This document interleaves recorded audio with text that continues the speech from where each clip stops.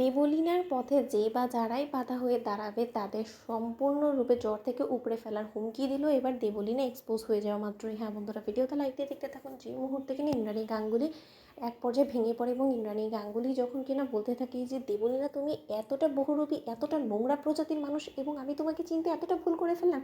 ইন্দ্রাণী গাঙ্গুলি চোখে তুমি ধুলো দেওয়ার চেষ্টা করলে, তুমি কি মনে করেছিলে যে তুমি আমাদের নাকের ডগায় আমাদেরকে ধোকা দিয়ে আমাদের সঙ্গে বিশ্বাসঘাতকতা করে তুমি আমাদের বাড়িতে ঢুকে আমাদের সর্বনাশ করে চলে যাবে, অথচ কেউ কাকপক্ষিতেও টের পাবে না। ঠিক সেই মুহূর্তে যখন কিনা দেবলীনা মিথ্যে অভিনয় করা শুরু করে দেবে এবং বলতে থাকে যে আন্টি তুমি আমার কথা বিশ্বাস করে সমস্ত কিছু ওলোকে ভুয়া বানোয়ার, এবং এই সম্পূর্ণটা করেছে ওলোকে আয়ুষ এবং কুসুম মিলে। যেই কিনা ঈশান ওদের কাছে ন্যাকা কাতুনি কেঁদেছে, ঠিক তেমনি ওরা ঈশানের কথা রাখার জন্য আমাকে তোমার সামনে খারাপ সাজানোর জন্য এই সমস্ত প্ল্যানিংগুলো করেছে। ঠিক সেই মুহূর্তে যখন কিনা ইন্দ্রাণী গাঙ্গুলি সপাটে দেবলীনাকে চড় মেরে বলতে থাকে যে থামো তুমি দেবলীনা, থামো। তুমি কি মনে করছো যে তোমার এই পাপগুলো তুমি মিথ্যে নাকি কান্না কেঁদে তুমি ঢেকে ফেলতে পারবে? কোনোভাবেই না। কারণ ইন্দ্রাণী গাঙ্গুলি একবার তোমার উপরে ভরসা করে ঠকেছে, আর কোনোদিনও ইন্দ্রাণী গাঙ্গুলি তোমার উপরে ভরসা করে তার ছেলেকেও অবিশ্বাস করবে না। তার ছেলে দিনের পর দিন চিৎকার করে তোমার সমস্ত সত্যটা ফাঁস করার চেষ্টা করেছে, অথচ আমি বারবার করে আমার জন্ম দেওয়া ছেলেকে আমি ভুল বুঝে আমি তোমাকে বিশ্বাস করেছি, কারণ আমি মনে প্রাণে এটা বিশ্বাস করতাম যে তুমি কোনো মতে আমার সঙ্গে বিশ্বাসঘাতকতা করতে পারো না, কিন্তু এত বড় ধোঁকা।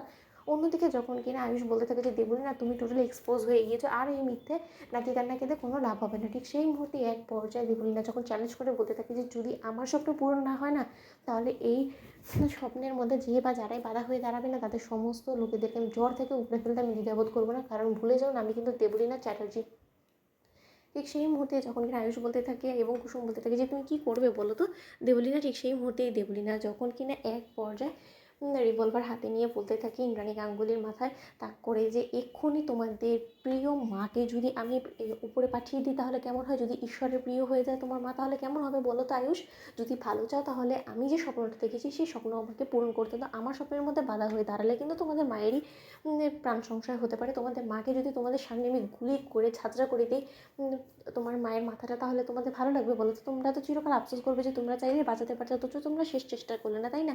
তার থেকে বরঞ্চ ঈশান যত শীঘ্রই সম্ভব তুমি আমার স্মৃতিতে সিঁদুর পরিয়ে দিয়ে আমাকে স্ত্রী হিসেবে গ্রহণ করে নাও, নয়তো বা তোমার কপালে অশেষ দুঃখ আছে এবং পরবর্তীতে আমাকে বলতে পারবে না যে আমি তোমাদেরকে ভাবার সময় দিইনি। অন্যদিকে যখন কিনা রাজশেখর বলতে থাকে যে আয়ুষ তুমি তাকিয়ে দেখছো কি বলো তো, এক্ষুনি মেয়েটাকে আটকাও এবং পুলিশকে কল করো।